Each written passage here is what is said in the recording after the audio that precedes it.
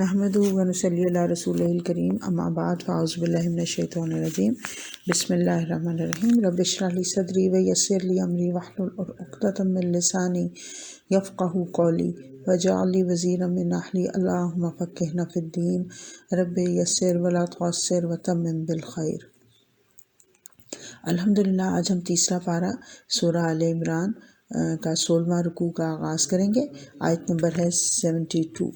وقالت اور کہا طائفتن ایک گروہ نے، طائفہ مجاہد فرماتے ہیں کہ ایک شخص سے لے کے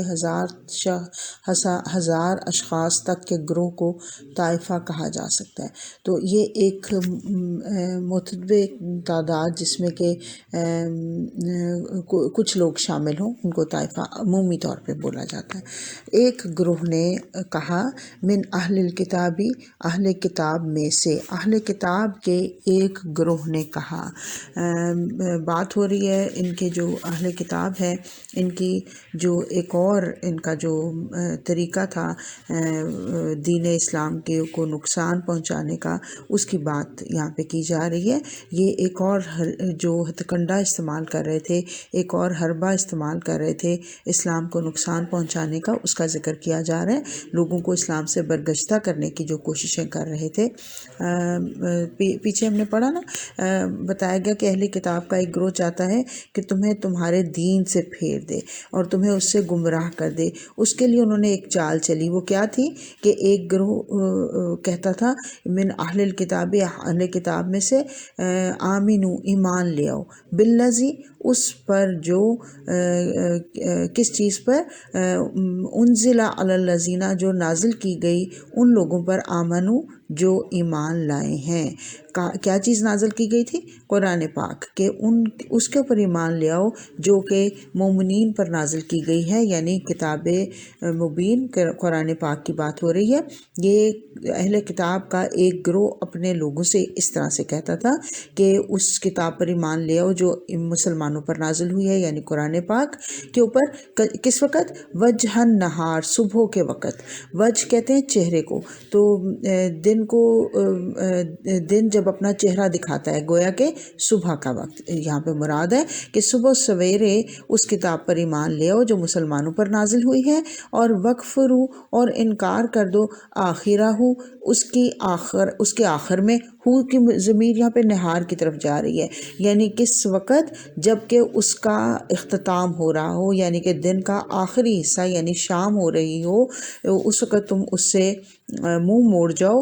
اس کا انکار کر دو، وکفرو انکار کر دو اس کا، لعلہم یرجعون شاید کہ یہ لوگ بھی لوٹ کے آ جائیں، لعلہم شاید کہ وہ یرجعون وہ رجوع کرنے والے ہو جائیں۔ کون لوگ رجوع کرنے والے ہو جائیں؟ کہ جو نئے نئے مسلمان ہوئے ہیں۔ کیا چال تھی ان کی؟ یہ جو یہاں پہ بتایا جا رہا ہے کہ اہل کتاب میں سے ایک گروہ نے، اہل کتاب نے ایک گروہ کو تیار کیا، چند لوگوں کو تیار کیا کہ تم ایسے کرو کہ صبح صبح جا کر حضور صلی اللہ علیہ وسلم سے کہہ دو کہ ہم نے اسلام کو دیکھ لیا، ہم نے اسلام کو پرکھ لیا اور ہمیں اب سمجھ آ گیا کہ ہمیں اب مسلمان ہو جانا چاہیے، تو آپ ہمیں اپنا کلام دکھائیے، ہمیں کچھ پڑھ کے سنائیے، اور پھر جب دن گزر جائے، کچھ وقت گزر جائے، تو کہنا کہ ہم نے پڑھ کر دیکھا ہے لیکن ہمیں اس میں کچھ درست نہیں لگتا، ہمیں یہ اپیل نہیں کر رہا، یہ کچھ کوئی الہامی کتاب نہیں لگ رہی، اس کے احکامات جو ہیں وہ الہامی نہیں لگ رہے، اور پھر کہہ دینا کہ ہم تو ایمان نہیں لاتے۔ تو کیا ہوگا کہ جو لوگ نئے نئے مسلمان ہوئے ہیں، جو لوگ نئے نئے متاثر ہوئے ہیں قرآن سے، وہ اس سے متنفر ہو جائیں گے کہ واقعی شاید اس کے اندر کوئی بہت اپیلنگ چیز نہیں ہے، شاید اس کے اندر بہت، ہم تو ان پڑھ لوگ ہیں، یہ تو اہل کتاب ہیں، یہ تو جانتے ہیں، تو یہ اگر کہہ رہے ہیں کہ اس کے اندر کوئی بڑی بات نہیں ہے اس کتاب میں، تو پھر یقیناً کوئی بڑی بات نہیں ہوگی اور وہ بھی دین سے متنفر ہو جائیں گے۔ تو مسلمانوں کو دین سے پھیرنے کے لیے یہ چال چل رہے تھے۔ اور جب انسان، یاد رکھیں، جب انسان شیطان کی پیروی کرتا ہے تو پھر اب ہم دیکھتے ہیں، ہم جائزہ لیتے ہیں کہ پھر وہ کیسی کیسی چالیں چلتا ہے۔ ابھی ہم جو پیچھے سے پڑھتے چلے آ رہے ہیں، ان کی حرکتوں کی باتیں، جو ان کی یہ کارروائیاں کر رہے تھے اہل کتاب، وہ بات ہو رہی ہے کہ کیونکہ ان کے دلوں میں نہ اللہ کا خوف تھا، نہ مرنے کا خوف تھا، نہ کہیں حساب کتاب کا خوف تھا۔ اور وہ یہ چال کیوں چل رہے تھے؟ کیونکہ سارے اہل عرب جو ہیں وہ یہ جانتے تھے کہ یہ اہل کتاب ہیں، بہت علم والے لوگ ہیں، بہت ان کو پہلے بھی میں اس کا ذکر کر چکی ہوں، ان کو بہت سمجھدار سمجھا جاتا تھا۔ یہ ایک طرح سے ان کی وہاں پہ جو حیثیت تھی وہ لیڈرانہ ان کو حیثیت حاصل تھی، ان کو قیادت ایک طرح سے ملی ہوئی تھی۔ کیوں؟ کیونکہ یہ لوگ سمجھتے تھے، عام لوگ، امی لوگ یہ سمجھتے تھے کہ یہ لوگ، ان کے اوپر وحی کا نزول ہوتا رہا ہے، ان کے اوپر نبی آتے رہے ہیں، پیغمبر آتے رہے ہیں، اس لیے جو بات یہ سمجھتے ہیں وہ ہم نہیں سمجھ سکتے، تو وہ ان کو بہت برگزیدہ حیثیت دیتے تھے۔ تو انہوں نے اپنی اس پوزیشن سے فائدہ اٹھاتے ہوئے لوگوں کو حق سے پھیرنے کی کوششیں کی۔ یعنی جب کچھ یہود جو ہیں وہ اسلام کا دعویٰ کرنے کے بعد مرتد ہو جائیں گے تو اس کا اثر لازمی طور پر مسلمانوں پر پڑے گا، اور خصوصی طور پر جو نئے نئے مسلمان ہیں ان کا بھی ایمان کیونکہ کچا ہوتا ہے نا، ابھی وہ پوری طرح پختہ نہیں ہوئے ہوتے۔ لیکن ان کی اس چال کا کچھ بھی اثر نہیں ہوا، ایک بھی مسلمان ایسا نہیں تھا جو ان کی اس چال بازی کی وجہ سے ایمان سے پھر گیا ہو۔ لوگوں کو ان کی چال بازی کی سمجھ آ گئی اور اللہ نے ان کی چال انہی پر الٹا دی۔ اس میں خاص طور پر جو یہود تھے، ان کا علماء یہود، ان میں کعب بن اشرف کا نام آتا ہے کہ اس نے یہ ٹرینڈ سیٹ کرنے کی کوشش کی کہ میں یہ کام کروں، اور پھر اپنے ساتھ اس نے کچھ اور لوگوں کو بھی شامل کر لیا اور ایک طائفہ بنا لیا، ایک گروہ بنا لیا، اور کہ ہم یہ اس طرح سے کرتے ہیں، یہ کام کر کے مسلمانوں کو دھچکا دینے کی کوشش کرتے ہیں۔ آیت نمبر 73 ہے، وَلَا تُؤْمِنُوا، اور نہ تم ایمان لاؤ، الا مگر لمن تبع دینکم، واسطے اس کے جو تمہارا دین ہے، لمن واسطے اس کے جو تابعہ اتباع کریں، دینکم تمہارے دین کی، تم صرف اس دین کی پیروی کرو جو کہ تم صرف اس گروہ کی پیروی کرو جو کہ تمہارے دین کی پیروی کر رہے ہیں۔ یہ ان کی ایک اور انہوں نے حکم نامہ جاری کر دیا تھا، ایک اور چال چلی تھی کہ لوگوں کو یہ بتا رہے تھے کہ یہ جو دین ہے یہ تو دراصل صرف یہودیوں کے پاس اصل دین ہے، یہودیوں کے علاوہ جس کسی کے پاس جو بھی کوئی دین کے اوپر بات کر رہا ہے وہ کوئی اصل چیز نہیں ہے، بلکہ اصل دین یہودیوں کے پاس ہے۔ گویا کہ انہوں نے دین کو ایک گروہی چیز بنا لیا تھا کہ حق صرف ہمارے گروہ کے پاس ہے، اس کے علاوہ کسی کے پاس حق نہیں ہے، اور یہ کوئی اصولی چیز نہیں ہے۔ یہ سمجھتے تھے کہ ہمارے گروہ سے باہر کسی پر بھی یہ عنایت، اللہ کا فضل، اللہ کا کرم نہیں ہو سکتا کہ نبوت ہمارے علاوہ کسی اور کے پاس بھی آ سکتی ہو، اور وہ سمجھتے تھے کہ حق صرف وہ ہے جو یہودیوں کے علماء بتاتے ہیں اور جو وہ کہتے ہیں، اور ان کا خیال تھا کہ ہمارے گروہ اور ہمارے فرقے اور ہمارے مذہب کے علاوہ جو بھی کچھ ہے وہ حق نہیں ہو سکتا، چاہے وہ کتنا ہی بڑا صاحب علم ہو۔ اس لیے لوگوں سے کہتے تھے کہ یہودیت کے علاوہ کچھ بھی ہو اس کو نہ سنو، جو یہودیت کی اتباع کر رہا ہے صرف اسی کو مانو اور اسی کی سنو، اس کے علاوہ کسی کی بات نہ سنو۔ پیچھے سورہ البقرہ آیت نمبر 120 میں بھی ہم پڑھ چکے ہیں، وَلَن تَرْضَ عَنْكَ الْيَهُودَ، وہ بالکل راضی نہیں ہوں گے آپ سے، عَنْكَ الْيَهُودَ، جب تک کہ تم یہودی نہ ہو جاؤ، وَلَن نَصَارَى، یا نصارہ نہ ہو جاؤ، حتیٰ یہاں تک کہ تتبع ملتہم، یہود و نصارہ تم سے ہرگز راضی نہیں ہوں گے یہاں تک کہ تم ان کے طریقے کی پیروی نہ کرنے لگ جاؤ، تتبع ملتہم، تم اتباع نہ کرنے لگ جاؤ ان کی ملت کا۔ اس کے جواب میں بھی اللہ تعالیٰ نے وہاں پہ فرمایا تھا، قُلْ إِنَّ هُدَى اللَّهِ هُوَ الْهُدَى، کہہ دیجئے کہ بے شک ہدایت جو ہے وہ تو اللہ کی طرف سے، اللہ کی ہدایت جو ہے دراصل وہی ہدایت ہے۔ یہاں پہ بھی یہی فرمایا جا رہا ہے، قُلْ إِنَّ الْهُدَى ہدى اللہ، کہہ دیجئے بے شک ہدایت ہے اللہ کی، اور اللہ کی طرف سے ہی ہدایت آتی ہے۔ اب یہاں پہ بتایا جا رہا ہے کہ ہدایت جو ہے وہ نہ تو کسی انسان کے ہاتھ میں ہے، نہ کسی گروہ کے ہاتھ میں ہے، نہ کسی فرقے کے ہاتھ میں ہے، نہ کسی دین والے کے ہاتھ میں ہے، بلکہ ہدایت جو ہے وہ اس کا سورس جو ہے، جو اس کا اصل ذریعہ ہے، وہ صرف اللہ کے ہاتھ میں ہے۔ اس لیے ہمارے ہمارے لیے بھی یہاں پہ یہی سبق ہے، مسلمانوں کے لیے بھی۔ بعض اوقات آپ دیکھیں مسلمانوں کے درمیان اختلافات ہوتے ہیں اور سب ایک دوسرے کو گمراہ کہہ رہے ہوتے ہیں، ایک فرقہ دوسرے کے اوپر الزام تراشیاں کر رہا ہوتا ہے اور لوگوں سے کہتے ہیں کہ اگر دین سیکھنا ہے تو صرف ہمارے عالم کے پاس آ جائیں، یا اپنے عالم کے پاس چلے جائیں، یا اپنے دین والے کے پاس چلے جائیں، اپنے مسلک والے کے پاس چلے جائیں، کسی دوسرے کے پاس جاؤ گے تو وہ تمہیں گمراہ کر دے گا۔ ایسا کیوں ہوتا ہے؟ کیونکہ وہ سمجھتے ہیں کہ ہدایت صرف ہمارے فرقے کے پاس ہے۔ وہی بات جو ابھی یہودیوں کی ہم کر رہے ہیں، ایگزیکٹلی یہ ہمارے مسلمانوں کے اندر بھی یہ چیز سرایت کر گئی اور ہمارے اندر بھی یہ چیز دار آئی ہے کہ ہم سمجھتے ہیں کہ ہماری جو ہم نے لکیر کھینچی ہوئی ہے نا، اس لکیر کے باہر جو کچھ ہے، جو جتنے لوگ ہیں وہ سب گمراہ ہیں۔ دیکھیں کسی خاص فرقے یا گروہ کے ساتھ تعلق ہونا غلط نہیں ہے، لیکن اس کو صرف اسی کو درست سمجھنا اور اپنے آپ کو عقل کل سمجھنا یہ بالکل غلط چیز ہے۔ ہمیشہ ہدایت کے لیے اللہ کی طرف دیکھنا ہے اور رسول صلی اللہ علیہ وسلم کی پیغام کی طرف دیکھنا ہے۔ یہاں پہ اللہ تعالیٰ خود فرما رہا ہے کہ ہدایت کا تعلق اللہ کے ساتھ ہے، ہدایت کسی انسان کے ہاتھ میں نہیں، انسان کی اجارہ داری نہیں، کسی گروہ کی اجارہ داری نہیں ہے۔ اگر کوئی شخص ہدایت چاہتا ہے تو اس کو کچھ کام کرنا پڑے گا۔ سب سے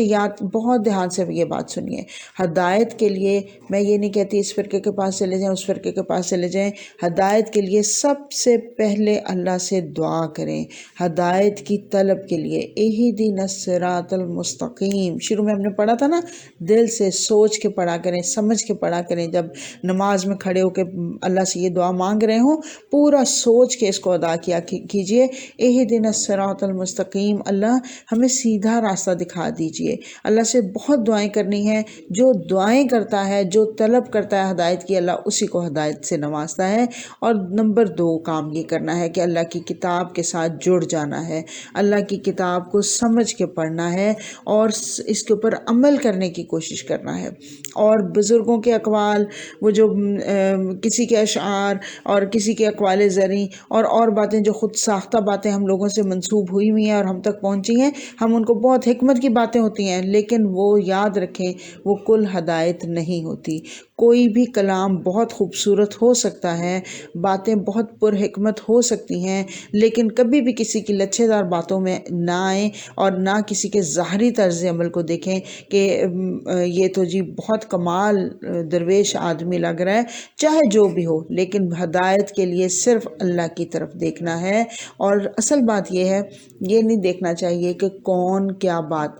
بول رہا ہے، بلکہ دیکھنا ہمیشہ یہ چاہیے کہ وہ کیا بول رہا ہے۔ اللہ تعالیٰ نے ہر شخص کو عقل دی ہے، اچھے برے کی پہچان دی ہے۔ ہمیں یہ چیز دیکھنے کی بجائے کہ کہنے والا کون ہے، ہمیں یہ دیکھنا چاہیے کہ وہ کہہ کیا رہا ہے، بات کے اوپر دھیان دینا چاہیے۔ کنسنٹریشن ہمیشہ بات کی طرف رکھنی چاہیے، توجہ بات کی طرف ہونی چاہیے۔ بعض اوقات نا ہم کسی کی محبت میں اتنا گرفتار ہو جاتے ہیں کہ ہم بس اس کی ہر بات کو درست سمجھنے لگ جاتے ہیں، تو یہ کبھی بھی نہیں کرنا چاہیے۔ تو یہ جو علماء یہود ہیں، انہوں نے جب یہ نوٹس کیا کہ حضور صلی اللہ علیہ وسلم کی باتیں جو ہیں وہ نبوت تھی نا، وہ وحی تھی نا جو ان کے اوپر اترتی تھی، وہ وحی کا کلام سناتے تھے، تو لوگ ایک دم سے اٹریکٹ ہوتے تھے، یہ اللہ کی ہدایت تھی، یہ اللہ کا کلام تھا، اس کی طرف لوگ بڑھ رہے تھے۔ اس کے اندر کوئی حرج نہیں ہے اس کی طرف بڑھنے کے لیے، اس سے ہدایت حاصل کرنے میں۔ تو لیکن جب یہودیوں نے دیکھا کہ بہت لوگ متاثر ہو رہے ہیں حضور صلی اللہ علیہ وسلم کے فرمودات سے، تو انہوں نے ان کو مشورہ دیتے تھے کہ وَلَا تُؤْمِنُوا إِلَّا لِمَنْ تَبِعَ دِينَكُمْ، صرف اپنے گروہ کی بات مانو۔ اللہ تعالیٰ نے فرمایا قُلْ إِنَّ الْهُدَىٰ هُدَى اللَّهِ، کہہ دیجئے کہ ہدایت تو صرف اللہ ہی کے پاس ہے۔ یہ کیوں کہتے تھے؟ اچھا، اس میں ذرا تھوڑا سا غور کرنے کی بات ہے۔ عربی کا ایک قاعدہ ہے، ابھی میں آگے تلاوت کروں گی اگلی آیت کی تو آپ کو سمجھ آئے گی۔ عربی کا ایک قاعدہ ہے کہ ان جہاں پہ لفظ آ جاتا ہے، یہ لفظ جو ہے، یہ اس سے جو پہلے کا لفظ ہوتا ہے وہ محذوف ہوتا ہے، یعنی حذف ہوا ہوا ہوتا ہے، یعنی ڈراپ ہوا ہوا ہوتا ہے۔ عام طور پر یہ مخافتاً ہوتا ہے، یعنی کسی خوف کی وجہ سے یہ لفظ استعمال کیا جاتا ہے۔ یہ لفظ جیسے ابھی ہم نے پیچھے بھی پڑھا تھا نا، اس میں اسی پارے میں میرا خیال ہے ہم نے پڑھا تھا تھوڑا سا پہلے کہ ان تضل احداہما، کہ جب وہ عورتوں کی گواہی کی بات آئی تھی، اس میں ہم نے پڑھا تھا کہ وہ عورتیں گواہ اس لیے دی، 2 عورتوں کی گواہی اس لیے مانی گئی تھی، اس لیے اس کو اللہ نے حکم نافذ کیا تھا 2 عورتوں کی گواہی کا، کہ ان تضل احداہما، کہ ان دونوں میں سے اگر کوئی بھول جائے، ایک ان میں سے بھول جائے، تو اس خوف سے دوسری کو ساتھ اس کے شامل کر لیا جائے گا۔ تو اس خوف سے مخافتاً عند اللہ، تو یہاں بھی یہ جو اگلی آیت میں پڑھ رہی ہے نا، اس کو غور سے سنیں، ان یوتا احد، ان یوتا، یہ کہ دیا جائے، ان یہ کہ، اب یہ کہ جو ان ہے نا، یہ ہے جو میں بتا رہی ہوں، اس سے پہلے کا لفظ جو ہے وہ محذوف ہے، حذف ہوا ہے، ان یہ کہ، یعنی یہ ڈر ہے، اس کو یوں سمجھیں آپ، یہ ڈر ہے کہ یہ یوتا دیا جائے احد، کوئی ایک، مثلا مانند ما جو اوتی تم دیے گئے تم، او یا یحاجوکم، وہ جھگڑا کریں تم سے، عند ربکم، تمہارے رب کے پاس۔ اب یہاں پہ جو بات ہو رہی ہے یہ ہے کہ انہیں خوف ہے، انہیں ڈر یہ ہے کہ کسی اور کو وہ پوزیشن نہ مل جائے جو تمہیں ملی ہوئی ہے، احدم مثل ما اوتیتم، جو تم کو ملی ہوئی ہے، مثل ما اوتیتم، جو تم کو ملی ہوئی ہے، اس خوف سے وہ کہ کسی اور کو یہ فضیلت نہ مل جائے، یہ رتبہ نہ مل جائے، یہ مقام نہ مل جائے، وہ اس خوف سے یہ بات کہتے ہیں۔ اب یہ جو ان کی جو اب آگے ہے نا، کل ان سوری پیچھے ہم نے پڑھا نا، کل ان الہدا ہدی اللہ، کہہ دیجئے کہ ہدایت صرف اللہ کی ہے۔ اس کو ذرا آپ بریکٹ میں ڈال لیں، تھوڑا سا غور سے دھیان سے اس کو سنیے، اس کو بریکٹ میں ڈال لیں، اور یا جملہ معترضہ سمجھ کے نشان لگا لیں، جو بھی لگاتے ہیں، اور اس طرح سے اس آیت کو اس طرح سے تلاوت کریں، اس طرح سے پڑھیں، سمجھنے کی کوشش کریں۔ وَلَا تُؤْمِنُوا إِلَّا لِمَنْ تَبِعَ دِينَكُمْ ان یؤتی احد مثل ما اوتیتم، اور نہ تم ایمان لاؤ سوائے اس کے جو تمہارے گروہ سے ہو، کہیں ان کو وہ نہ مل جائے جو تمہیں مل چکا ہے، جو تمہارے گروہ کو شان و شوکت مل چکی ہے، کہ تم اہل کتاب اور علماء کہلاتے ہو۔ اگر تم نبی امی کے اوپر ایمان لا کر ان کی باتیں ماننے لگے، تو پھر علماء یہود کا مرتبہ اور ہستی کہیں اور نہ چلی جائے، پھر تمہارا کیا بنے گا؟ تمہارا وہ جو بزرگی ہے وہ تو ختم ہو جائے گی۔ یہ ہے وہ وجہ، یہ ہے وہ بیماری، یہ ہے وہ مرض جس کی وجہ سے یہ خود بھی حق سے روکے، اپنے آپ کو روکے ہوئے تھے، اور اس کے علاوہ عوام کے تک بھی حق کی بات کو پہنچنے نہیں دے رہے تھے۔ امید ہے کہ آپ کو یہ سمجھ آ گئی ہوگی۔ این یؤتی احد مثل، این میں نے بتایا ہے جہاں پہ این کا لفظ آئے گا، اس کا مطلب ہوگا کہ اس کا ترجمہ یہ ہوگا اس ڈر سے کہ یہ، لیکن عام طور سے تراجم میں لکھا ہوا یہ نہیں ہوگا، یہ میں صرف سمجھانے کے لیے آپ کو بتا رہی ہوں۔ آپ بریکٹ میں بے شک اس کو لکھ لیجیے، اس ڈر سے، یہ نہیں لکھا ہوا کہیں پہ بھی، لیکن مطلب اس کا یہی ہوگا جہاں پہ بھی آئے گا۔ تو اللہ فرما رہا ہے، کل کہہ دیجیے، ابھی دوسرا آئے گا خوف، ایک تو یہ کہ ان کو یہ خوف تھا کہ ان کو کہیں فضیلت نہ مل جائے، اور دوسرا خوف، اور یحاجوکم، وہ جھگڑا کریں گے تم سے، عند ربکم، تمہارے رب کی طرف، تمہارے رب کے پاس۔ اگر تم نے ان کی مسجدوں میں جانا شروع کر دیا، اگر تم ان کے پاس جانے لگے، تو ان کو تمہارے خلاف حجت مل جائے گی۔ کہاں سے حجت مل جائے گی؟ عند ربکم، تمہارے رب کے پاس، تمہارے رب کے نزدیک، کیونکہ ان کے دلوں میں چوٹ ہے نا، کہ کہیں اس طرح کوئی ان کے ذہن میں یہ ڈر تھا کہ کہیں قیامت کے دن کوئی یہ مسلمان جو ہیں ہماری ہی باتیں ہمارے خلاف اللہ کے سامنے نہ سنا دیں، اللہ کو یہ نہ بتا دیں کہ اللہ تعالیٰ انہوں نے ہمیں آ کے یہ باتیں بتائی تھیں۔ سورہ البقرہ میں بھی ہم پڑھ چکے ہیں، آیت نمبر 76 میں، اذا لقوا الذین آمنوا، جب یہ لوگ ملاقات کرتے ہیں لوگوں سے جو ایمان لے آئے، قالوا، یہ کہتے ہیں، آمنا، ہم تمہارے ساتھ ہیں، ہم ایمان لے آئے ہیں، وَإِذَا خَلَا، اور جب یہ الگ ہوتے ہیں، بعضهم الی بعض، بعض کی طرف، قالوا، کہتے ہیں، اتحدثونہم بما فتح اللہ علیکم، کیا تم وہ باتیں ان کو بتانے لگے ہو جو اللہ نے تمہارے اوپر کھول کر رکھی ہیں؟ یعنی وہ ان لوگوں کو حضور صلی اللہ علیہ وسلم کے مسجد میں جانے سے روکتے تھے، تاکہ کہیں حضور صلی اللہ علیہ وسلم یا ان کے فالوورز صحابہ کرام جو ہیں ان کو جا کے تم وہ باتیں نہ بتاؤ جو ہماری کتابوں میں موجود ہیں، جو ہماری کتابوں میں ان کے بارے میں لکھی ہیں، اور انہیں پتہ چل جائے وہ قیامت کے دن تمہارے بارے میں اللہ سے جھگڑا کریں، تو کیا اللہ کو پتہ نہیں ہے؟ اللہ ان کی سازشیں جو یہ کر رہے تھے، کیا اللہ کو ان کے بارے میں خبر نہیں ہے؟ یہ باتیں کر رہے تھے کہ مسلمان تمہارے خلاف حجت قائم کریں گے، اللہ تعالیٰ خود بھی دیکھ رہا، اللہ تعالیٰ فرماتا ہے قل ان الفضل بید اللہ، کہہ دیجیے کہ بے شک فضل جو ہے وہ تو اللہ ہی کے ہاتھ کے اندر ہے، اور کہہ دیجیے فضل تو سارا کا سارا اللہ کے ہاتھ میں ہے۔ تو فضل سے مراد یہاں پہ نبوت بھی ہے اور ہدایت بھی ہے۔ اب فضل اس کی جگہ نبوت جس کو اللہ تعالیٰ دینا چاہے، ابھی ہم پڑھتے ہیں اگلا حصہ، اللہ فرما رہا ہے یؤتی ہی من یشاء، وہ چاہتا ہے جس کو اس کو دے دیتا ہے۔ تم ہدایت کے ٹھیکیدار بنو گے ہو، اللہ تعالیٰ کو تم ہدایت کو کہاں سے کام کرو گے؟ اگر کس نے دیا ہے؟ تمہیں بھی تو اللہ نے دیا ہے نا۔ اگر آج اللہ تعالیٰ تمہیں دینے کے بجائے کسی اور کو یہ ہدایت دے دے جو نبوت کی صحت سے دے دے، اگر ہے تو اور یہ فضیلت جو ہے تمہیں دینے کے بجائے امت مسلمہ کو دے دی جائے، تو اس میں فضل میں اور سوچنے کی کیا بات ہے، حسد کی کیا بات ہے؟ دیکھیں اللہ کی نعمت ہے، جسے چاہے جس وقت چاہے عطا فرما دے، اور اللہ واسع العلیم ہے، اللہ بہت وسعت والا ہے، اور اللہ بہت علم رکھنے والا ہے۔ کیا ہے کہ اللہ سے چھینا نہیں جا سکتا، مانگا جا سکتا ہے۔ تو جیسے میں نے بتایا طریقہ ہدایت کا یہی ہے کہ اللہ سے مانگا جائے کہ اللہ تمہیں ہدایت دے دے، اور پھر اس کے لیے کوشش کرنی چاہیے۔ اور کوشش کیا ہے؟ قرآن سے جڑنا۔ جو قرآن سے جڑ جائے گا اللہ اس کو ضرور ہدایت سے نوازے گا، تھوڑا جلدی تھوڑا دیر سے ہی اللہ کے کام ہے، اللہ دیتے ہیں۔ آیت نمبر 24 ہے یختص برحمتہ، مخصوص کر لیتا ہے۔ یختص جو ہے یہ خاص اور صاد شریف ہے، خاص بھی کسی ہے اور خصوصیت بھی کسی ہے۔ اللہ خاص کر لیتا ہے برحمتہ اپنی رحمت سے، میں یشاء جس کے لیے وہ چاہتا ہے۔ یختص سے مراد ہے کہ بعض افراد کو اللہ تعالیٰ دوسروں سے الگ کر کے ان سے خصوصی برتاؤ کرتا ہے، ان کے اوپر خصوصی نوازش کرتا ہے۔ یعنی اللہ تعالیٰ نے اب یہاں پر دیکھتے ہیں اگر تو اللہ تعالیٰ نے بنی اسرائیل سے چھوڑ کر اولاد آدم ہی ہے نا بنی اسرائیل بھی، اللہ تعالیٰ نے ان سے لے کر نبوت یا فضیلت یا بزرگی بنی اسماعیل کو دے دی، بنی اسماعیل کے ساتھ خصوصی برتاؤ کیا،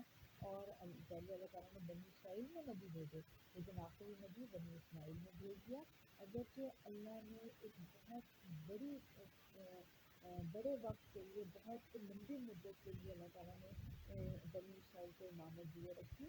لیکن یہ اللہ کا فیصلہ ہے، یؤتی من یشاء، وہ جس وقت چاہتا ہے اس وقت اپنا فضل سے جس کو چاہتا ہے نوازتا ہے، کیونکہ سارے فضل کا، ساری اس کا شرط کا مالک واللہ ہے، اور اللہ تعالیٰ ذو الفضل العظیم بہت بڑے فضل والا ہے۔ ومن آیت نمبر 75 ہے ومن اہل الکتابی، اور اہل کتاب میں سے من کوئی یا جو ان اگر کا من ہے، تو لوگ یاد کر لیجیے جو ابھی میں بتاتے رہتی ہوں، ان یہ کہ اگر اس ڈر سے کہ اگر کا امن ہے تم امانت رکھواؤ اس کو بکنکار ڈھیروں،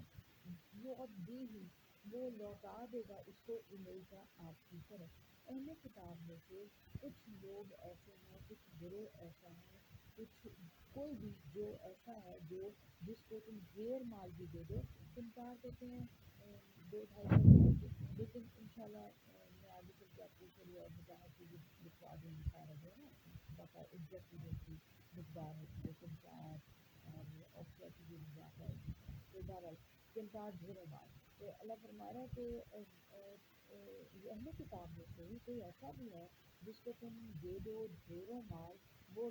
یعدی ہی الیک، وہ ویسے کا ویسا تم کو لوٹا دے گا۔ خاص طور پہ یہاں اشارہ ہے عبداللہ بن سلام کی طرف، وہ ایسے شخص تھے کہ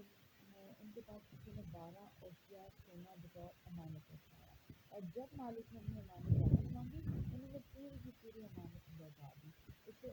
اور وہ یہودی تھے پہلے لیکن پھر وہ مسلمان ہو گئے تھے۔ فرمایا ان میں سے بعض لوگ امانت دار ہیں، اگر ان کے پاس ڈھیروں مال بھی رکھواؤ تو یہ واپس کھینچ لیں گے۔ اب دیکھیں سبحان اللہ، یہاں پہ اللہ فرما رہا ہے کہ جو ان کی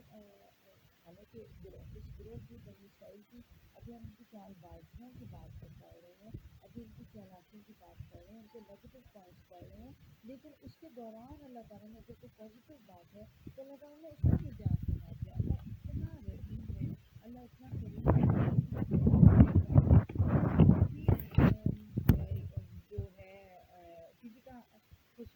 کہ کسی کی جو اچھی صفت ہے اللہ تعالیٰ اس کو چھپاتا نہیں ہے بلکہ اس کو بیان فرماتا ہے. یہاں پہ اللہ تعالیٰ فرما رہا ہے کہ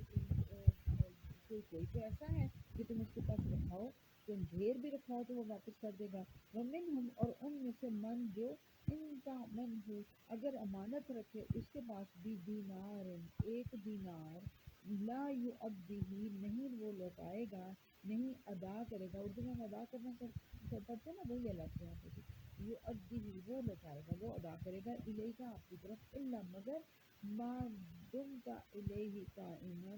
اگر تم رہو اس کے اوپر جب تک کہ قائم، یعنی کہ جب تک تم اس کے اوپر کھڑے رہو، اس وقت تک دمتا تم رہو علیہ، اس کے اوپر قائمن، کھڑے. اللہ فرما رہا ہے اور ان میں سے ایک گروہ ایسا بھی ہے کہ اگر تم اس کے پاس کچھ رکھوا دو تھوڑا سا تو وہ اس کو ایک دینار بھی اگر اس کو رکھوا دو تو وہ تم کو واپس نہ کریں. یہ اس لیے کہ وہ کہتے ہیں اس کے پیچھے ان کی تھاٹ کیا تھی، ان کی سوچ کیا تھی. یہ لوگ کہتے تھے کہ امیوں کے ساتھ جو چاہے معاملہ کرو، اس کے اوپر ہمارا معاوضہ نہیں ہوگا. یہ خود ساختہ بات تھی اور امی سے مراد مسلمان تھے اور یہودیوں کے علاوہ جو بھی. لیکن آج کے دور میں بھی ان کا یہی سوچ ہے، یہی ان کا طریقہ زندگی ہے کہ یہ اپنے علاوہ، میں نے جس سے پہلے شروع میں ذکر کیا تھا، یہودی اپنے علاوہ دوسرے مذاہب کے لوگوں کو انسانوں کے درجے پہ ہی نہیں رکھتے بلکہ وہ کہتے ہیں کہ وہ جانوروں کی طرح سے ہیں. ایک جگہ پہ میں نے پڑھا وہ بچوں کی طرح سے ہیں، استغفر اللہ. تو یہ معاملہ بھی ایسے کرتے ہیں، اس کے اوپر کوئی پوچھ نہیں ہوگی ہماری. اور استغفر اللہ استغفر اللہ، ہمارے مسلمانوں کے اندر بھی آج کے دور میں اس طرح کی بہت سارے خود ساختہ جو ہیں وہ باتیں دار آئی ہیں. ہماری جو مذہب کے نام کے اوپر وہ سمجھتے ہیں کہ ہمارے فرقے کے علاوہ کسی اور فرقے والوں کے ساتھ وہ معاملات نہیں ہو سکتے جو ہمارے فرقے والوں کے ساتھ امانتداری سے معاملہ کیا جائے اور باقیوں کے ساتھ بے شک سختی کا معاملہ کیا جائے، ان کے ساتھ بے شک بددیانتی کر لی جائے. بارے میں آپ کو یہ بنی اسرائیل جو ہے نا، ان کی جو کتابیں ہیں جن میں انہوں نے تحریفات کر لی ہیں، اس حوالے سے میں آپ کو بتاتی ہوں. کچھ ان کی تلمود میں لکھا گیا ہے کہ بنی اسرائیل کا بیل غیر اسرائیلی کے بیل کو زخمی کرے تو اس پر تاوان نہیں ہے. اس کے برعکس اگر وہ ہو اپنا بنی اسرائیل کا ہی اگر وہ شخص ہو تو پھر اس کے اوپر تاوان ہے. اس کے علاوہ ان کا جو ربی شمائل ہے وہ کہتا ہے کہ امی اور اسرائیلی کا مقدمہ آئے، دھیان سے سنیے، امی اور اسرائیلی کا مقدمہ آئے تو اسرائیلی جج جو ہے اگر اپنے قانون کے مطابق اپنے اسرائیلی بھائی کو فائدہ پہنچا سکے تو اس کو پہنچائے، اور اگر امی قانون سے فائدہ پہنچا سکے تو اس سے پہنچائے، اور اگر دونوں سے نہ پہنچا سکے تو پھر جھوٹ بول کر اپنے اسرائیلی بھائی کو بچا لے. گویا کہ اس حد تک یہ اپنے اس کے اوپر ہے، پریجڈس ہے ان کے اندر، کہ یہ سمجھتے ہیں کہ ہم جھوٹ بول کر بھی اگر اپنے بھائی کو بچانا چاہیں تو ہم ہمیں بچانا چاہیے. ویسے میں سوچ رہی تھی کہ وہ پھر ہمارے سے تو تھوڑے سے بہتر ہی ہیں، ہم تو اپنے بھائیوں کو بھی بچانے کی کوشش نہیں کرتے، وہ کم از کم اپنے بھائیوں کو بچانے کی کوشش کر دیتے ہیں. حضور صلی اللہ علیہ وسلم نے ایک حدیث میں آپ کو سنا دیتی ہوں. حضور صلی اللہ علیہ وسلم نے فرمایا کہ اللہ کے دشمنوں نے جھوٹ کہا کہ زمانہ جاہلیت کی تمام چیزیں میرے قدموں تلے ہیں سوائے امانت کے، چاہے وہ نیکوکار کی ہو یا بدکار کی ہو. اور اس کے علاوہ حضور صلی اللہ علیہ وسلم نے فرمایا، ایک اور حدیث ہے کہ جو تم سے خیانت کرے تم اس سے خیانت نہ کرو. اور یہ جو ان کے اندر جو یہ نسلی تعصب تھا نا، یہ غرور تھا نا، جو قومی غرور، اس کے بارے میں یہاں پہ بات ہو رہی ہے. اللہ فرما رہا ہے کہ بنی اسرائیل میں سے، دوبارہ اس کی آیت کی شروع سے بات کرتی ہوں، بنی اسرائیل میں سے کوئی ایسا ہے کہ تم اس کو ایک ڈھیروں خزانہ بھی دے دو تو وہ تمہیں امانت کے طور پہ رکھا دو تو وہ تمہیں واپس کر دے گا، لیکن کوئی ان میں سے ایسا ہے جس کو ایک دینار بھی دے دو تو وہ تم کو واپس نہیں کرے گا. ذالک بأنہم، یہ اس وجہ سے ہے کہ بے شک وہ لوگ قالو کہتے ہیں لیس علینا فی الامیین سبیل، ہمارے اوپر امیوں کے بارے میں کوئی پوچھ نہیں ہے، کوئی مواخذہ نہیں ہے، وَیقولون علی اللہ، اور وہ کہتے ہیں اللہ کے اوپر الکذب، جھوٹ، وہم، اور وہ یعلمون، اس کو جانتے ہیں، وہ جانتے ہیں کہ یہ ہماری خود ساختہ باتیں ہیں، یہ ہم نے بنائی ہوئی ہیں، جبکہ حقیقت میں ایسا نہیں ہے کہ اللہ نے ان سے یہ وعدہ کیا ہو کہ تم اپنے دین والے بھائیوں کو بچاؤ صرف، اور باقی جس کو مرضی، جس کے ساتھ مرضی بے ایمانیاں کرو، جتنا مرضی نقصان پہنچاؤ۔ اللہ فرما رہا ہے ان کے اندر وہی بات جیسے میں نے پہلے کی کہ ان کے اندر بھی اگر کوئی پازیٹیو بات ہے تو اللہ تعالیٰ اس کو بھی مینشن کرتا ہے، جو کیا گیا، اور کہا گیا کہ کچھ ایسے ہیں جو ایک دینار بھی واپس، اتنے ان کے دل تنگ ہیں کہ ایک دینار بھی واپس نہ کریں۔ یہ جو دینار کا لفظ ہے نا، یہ دین اور نار سے مل کے بنا ہے۔ یہ دینار، یہ روپیہ، یہ پیسہ، یہ رقم دراصل انسان کو دین کے راستے پہ بھی لگا سکتی ہے اور آگ کے تک پہنچانے والی بھی ہو سکتی ہے۔ یعنی پیسے، روپے، مال میں خرابی نہیں ہوتی، یاد رکھیں اس کے اندر دونوں چیزیں موجود ہیں۔ مال کے ذریعے سے انسان دین خرید سکتا ہے، دین والا بن سکتا ہے، دین کے مطابق زندگیاں گزار سکتا ہے، دین کو فائدہ پہنچا سکتا ہے، اور اسی مال کو اگر خدا نخواستہ غلط راستے پہ لگا دے تو یہی مال اس کو جہنم میں پہنچانے والا ہو جائے گا، آگ تک پہنچانے والا ہوگا۔ اللہ تعالیٰ ہمیں درست دین پر عمل کرنے والا ہے۔ بلا من اوفا، بلا کیوں نہیں، من اوفا جو کوئی وفا کرے، جو کوئی پورا کرے، بعہدہ اپنے وعدے کو، واتقی اور تقوی اختیار کرے، فإنا تو بے شک، فإن اللہ تو بے شک اللہ تعالیٰ، یحب المتقین محبت کرتا ہے، اللہ پسند کرتا ہے تقوی کرنے والے کو، اللہ سے ڈرنے والے کو۔ بتایا جا رہا ہے کہ جو کوئی اپنا وعدہ پورا کرے، کس سے وعدہ پورا کرے؟ یہاں پہ اب لوگوں کے لین دین کی بات ہو رہی ہے، تو لوگوں کے لین دین میں بھی وعدہ پورا کرے کہ اگر کوئی کسی کو کچھ امانتاً رکھوائے، یا اس کے علاوہ بھی جو بھی زندگی کے معاملات میں وعدے کیے جاتے ہیں، جو بھی کوئی وعدہ ہو وہ وعدے کو پورا کرے اور اللہ سے ڈرتے ہوئے زندگی بسر کرے، تو اللہ کو ڈرنے والے لوگوں سے اللہ محبت رکھتا ہے۔ کس سے ڈرنے والے؟ اللہ سے ڈرنے والے۔ اللہ کے دین کے اوپر عمل کرنا اس طرح سے کہ اللہ کا ڈر ذہن کے اندر ہو کہ کہیں میری دین میں کوئی غلطی نہ مجھ سے ہو جائے جس پر میری پکڑ ہو جائے، اور زندگی کے معاملات میں بھی لوگوں سے معاملات کرتے ہوئے ڈرتے ہوئے زندگی بسر کرنا۔ حضرت عمر رضی اللہ تعالیٰ عنہ نے فرمایا تھا کہ جو تم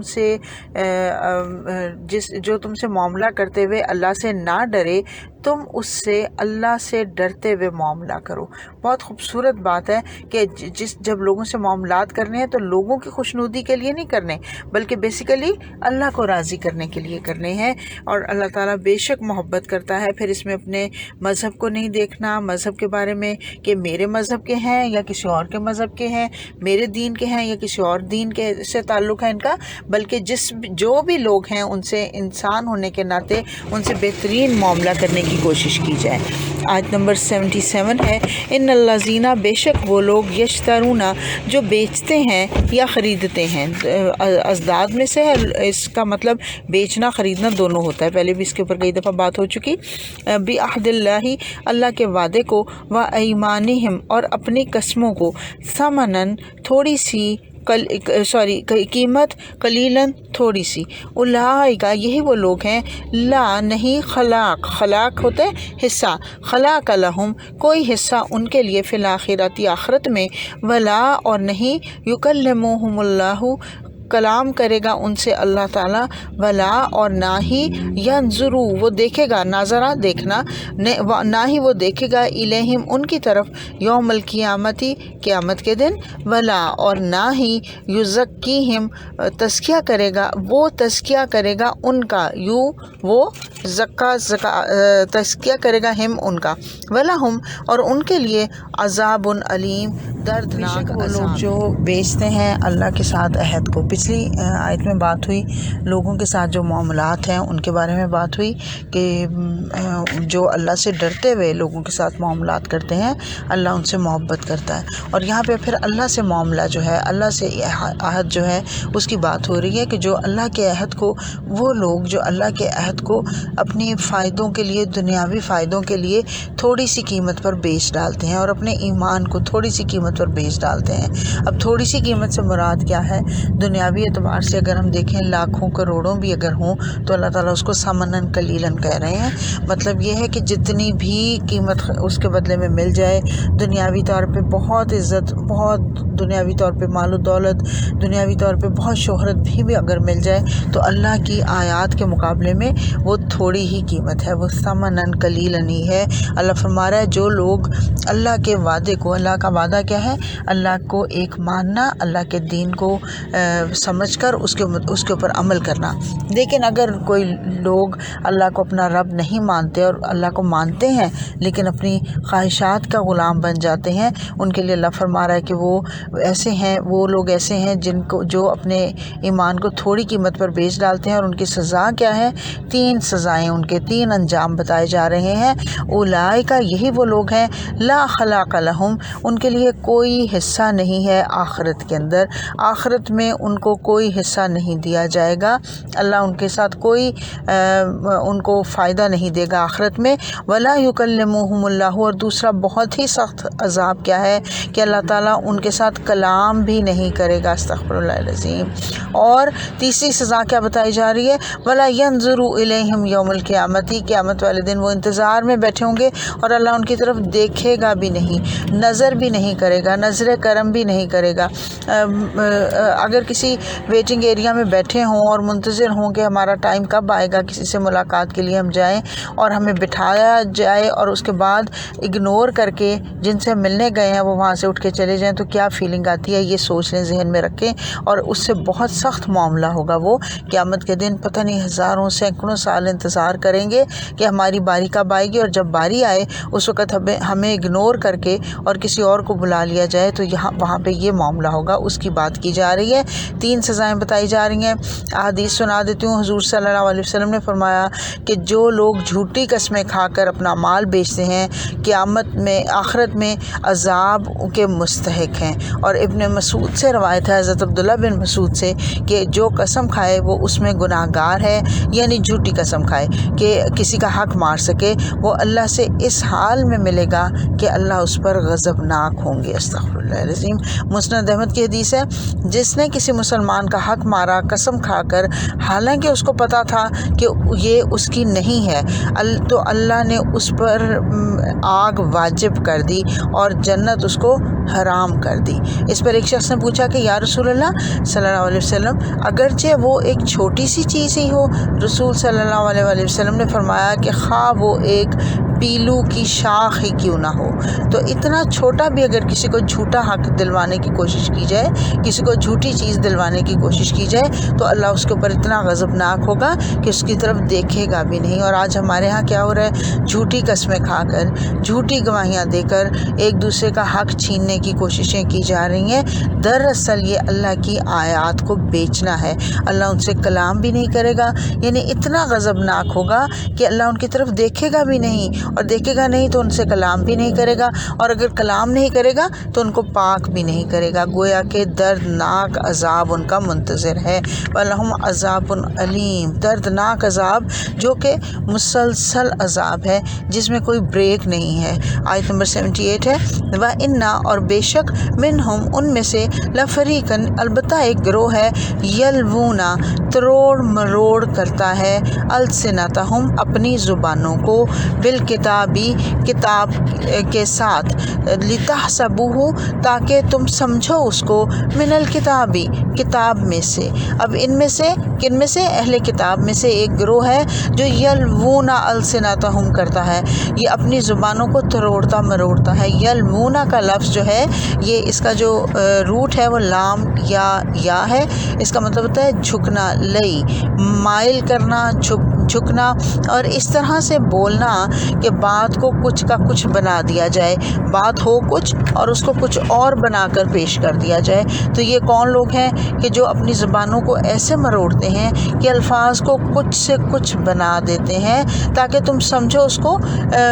یہ جو موڑے ہوئے الفاظ ہیں، یا سبوہ جو ہے نا، یہاں پہ لفظ آیا تحسبوہ کا لفظ جو ہے، اس کا مطلب ہے تم سمجھو ہو کس طرف جا رہا ہے، وہ جو بات کریں اس کو، تو وہ جو بات کریں تم اس کو سمجھو کہ وہ کتاب ہی کا حصہ ہے، جو وہ ہمیں بیان کر رہے ہیں وہ کیا ہے، وہ گھڑا ہوا کلام نہیں ہے بلکہ وہ اللہ کی طرف سے ہے، حالانکہ نہیں ہے وہ من عند اللہ۔ اللہ فرما رہا ہے وَيَقُولُونَ هُوَ مِنْ عِنْدِ اللَّهِ وَمَا هُوَ مِنْ عِنْدِ اللَّهِ، وہ اللہ کا کلام نہیں ہے لیکن وہ پیش کرتے ہیں ایسے جیسے کہ وہ اللہ کا کلام ہے، وہ اس کو غلط پیش کرتے ہیں، یعنی بات ان کی اپنی ہوتی ہے، اللہ فرما رہا ہے، اور وہ اس کو اللہ کی بات کہہ کے پیش کرتے ہیں، یعنی کہ جھوٹی بات کرتے ہیں۔ اور اللہ فرما رہا ہے، خود فرما رہا ہے اللہ تعالیٰ کہ وَيَقُولُونَ عَلَى اللَّهِ، اور وہ کہتے ہیں اللہ کے اوپر الکذبہ، جھوٹ، وَهُمْ يَعْلَمُونَ، اور وہ اس کو بڑی اچھی طرح جانتے ہیں کہ یہ اللہ کی طرف سے نہیں ہے، یعنی بات ان کی اپنی ہوتی ہے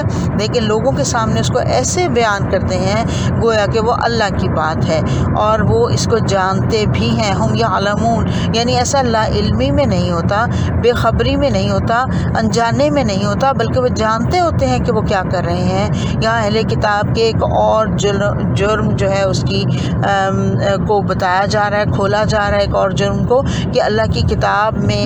زبانوں کے ہیر پھیر سے من مانے الفاظ نکال لیتے ہیں، من مانی باتیں پیدا کر کے لوگوں کو ایسے بتاتے ہیں گویا کہ وہ اللہ کی بات ہے۔ اس کی مثال ہم پیچھے پڑھ چکے ہیں کہ انہوں نے جو ہم نے پڑھا تھا کہ حضور صلی اللہ علیہ وسلم کی مجلس میں آتے تھے اور رائنا کو رائینہ بنا دیتے تھے۔ رائنا کا مطلب ہوتا ہے ہماری رعایت کیجیے، اور رائینہ کا مطلب ہوتا ہے ہمارا چرواہا یا ہمارا گدڑیا، نعوذ باللہ۔ تو اس طرح سے احادیث سے بھی ہمیں بہت ساری باتیں پتہ چلتی ہیں۔ مثلا مسلمانوں کو یہ کہتے تھے السلام علیکم کی جگہ پہ کہتے تھے السلام علیکم۔ سام کا مطلب ہوتا ہے موت اور سلام کا مطلب ہوتا ہے سلامتی، لیکن یہ زبان کے ہیر پھیر سے اس کو سام بنا لیتے تھے۔ اس کے علاوہ بھی کچھ اور مثالیں ملتی ہیں جہاں یہود نے اور بہت ساری تبدیلیاں کر دی تھیں۔ مثلا حضرت اسماعیل علیہ السلام کی قربانی جو ہے اس کے حوالے سے بھی ہم دیکھتے ہیں انہوں نے اپنی کتابوں میں بہت سی تبدیلیاں کر رکھی ہیں۔ مثلا انہوں نے اس جگہ کا نام مروہ، جہاں پہ حضرت ابراہیم کو اللہ تعالیٰ نے مروہ کے مقام پر حکم دیا تھا نا حضرت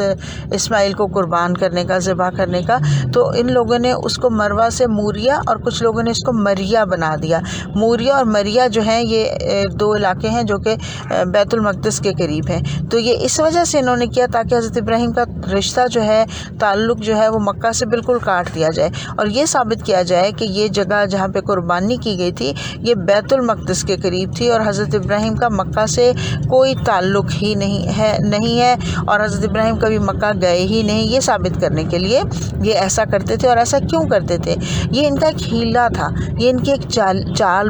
بازی تھی، اور یہ ان کی ایک تدبیر تھی کہ اللہ کی طرف سے آئی ہوئی ذمہ داریوں سے یہ فرار حاصل کرنا چاہتے تھے، اللہ کے جو احکامات تھے ان سے بچ نکلنے کی کوشش کرتے تھے، اور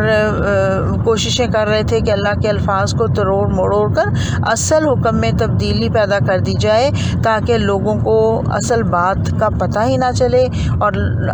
اصل میں اس لیے کہ ہمیں اللہ کے حکم کے اوپر عمل نہ کرنا پڑے، اپنی مرضی، اپنی خواہشات، اپنی جو ان کی ترجیحات تھیں ان کو اوپر رکھتے تھے۔ آج کل ہمارے ہاں مسلمانوں میں بھی ایسی بہت سی باتیں ناسمجھی کی وجہ سے اور کبھی دانستہ طور پر بھی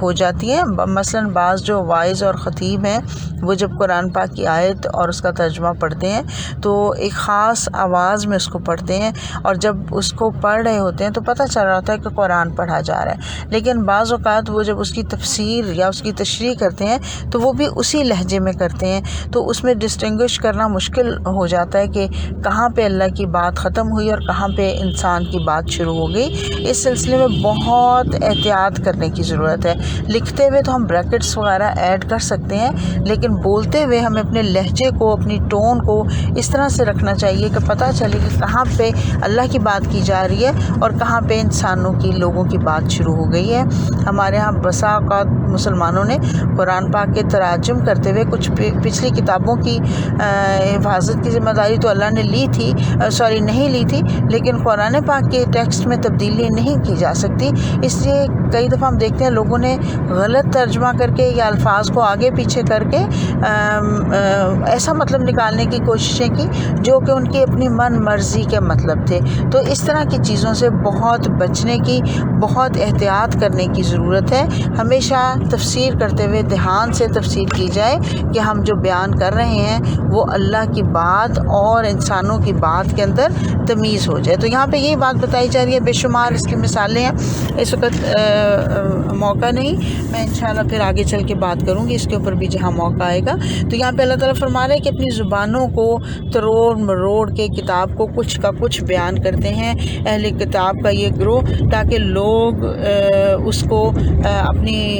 مرضی کے معنی پہنا سکیں، اس وجہ سے۔ اور یہ تحریف ہوتی ہے، یاد رکھیں، اس میں اپنی رائے کے ساتھ قرآن کی آیات کی تفسیر کرنا یہ دراصل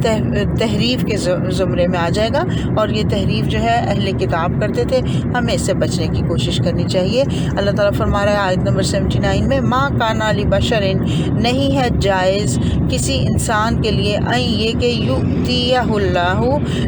دے دے اس کو اللہ تعالیٰ، الکتابہ کتاب، والحکمہ اور فیصلہ، والنبوۃ اور نبوت، ثم پھر یقولو وہ کہتے ہیں، للناسی لوگوں کے لیے، کونو ہو جاؤ، عباد لی بندے میرے لیے، من دون اللہ سوائے اللہ کے، ولیکن اور لیکن، کونو ہو جاؤ، ربانیین اللہ والے، بما ساتھ اس کے جو، کن تم تھے تم تو علمون الکتابہ تم تعلیم دیتے کتاب کی، و بما اور بوجہ اس کے جو، کن تم تھے تم تدرسون تم پڑھتے۔ تدرسون جو ہے درس سے ہے، تدرسون دال را سین اس کا روٹ ہے، علم کا اثر قبول کرنا، حفظ کرنے میں بھی یہ آتا ہے، اور پڑھنے میں بھی آتا ہے، اور پڑھانے کے لیے بھی آتا ہے، صرف سیکھنا نہیں بلکہ سکھانا بھی اس کے معنوں میں آتا ہے، اس کے معنوں میں آتا ہے۔ اللہ تعالیٰ فرما رہا ہے کہ کسی انسان کے لیے یہ جائز نہیں ہے کہ اس کو اللہ تعالیٰ دے کتاب اور جو ہے نا، یہ قرآن پاک میں 2-3 معنوں میں استعمال ہوا ہے اس حکم کا لفظ۔ حکم کا مطلب ہوتا ہے کہ فیصلہ کرنے کی صلاحیت، اور فیصلہ دونوں چیزیں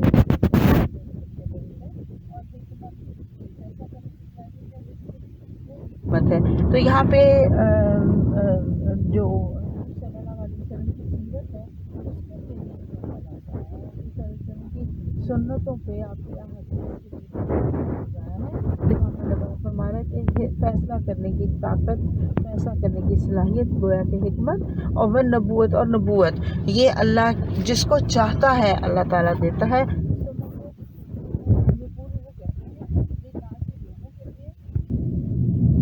کہتے ہیں لوگوں سے کہ بن جاؤ بندے میرے لیے۔ یہاں پہ اللہ بتا رہا ہے کہ کسی انسان کو اللہ تعالیٰ نے،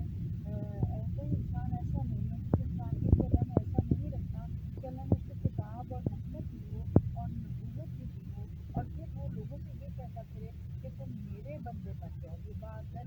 کے بعد میں نے بتایا آپ کو، فرما بردار کے لیے ہوتا ہے، بندے کے لیے ہوتا ہے۔ اس نے کبھی لوگوں کو جس کو نبوت دی گئی، یعنی رسول اللہ کے نبی، انہوں نے کبھی لوگوں سے یہ نہیں کہا کہ تم میرے بندے بن جاؤ، من دون اللہ اللہ کے سوا، بلکہ بلکہ انہوں نے کہا کہ ہو جاؤ تم ربانی،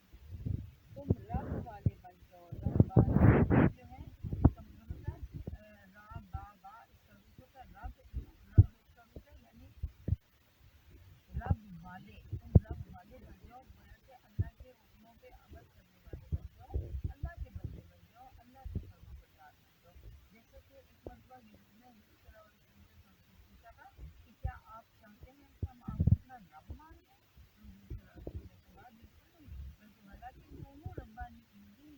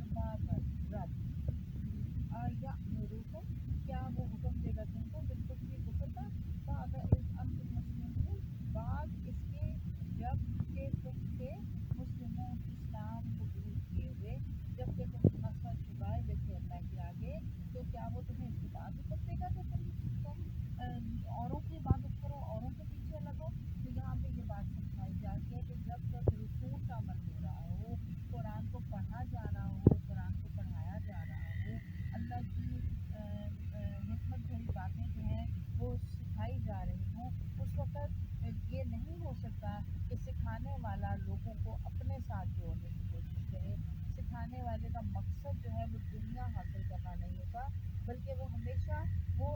कोशिशें करता है कि वो इस काम के ज़रिए से अल्लाह की रज़ा हासिल कर ले, अल्लाह की मोहब्बत हासिल कर ले। लेकिन अगर उसको इसके साथ साथ दुनिया का भी फ़ायदा मिल रहा है, किसी भी तरह से माली फ़ायदा मिल रहा हो या उसको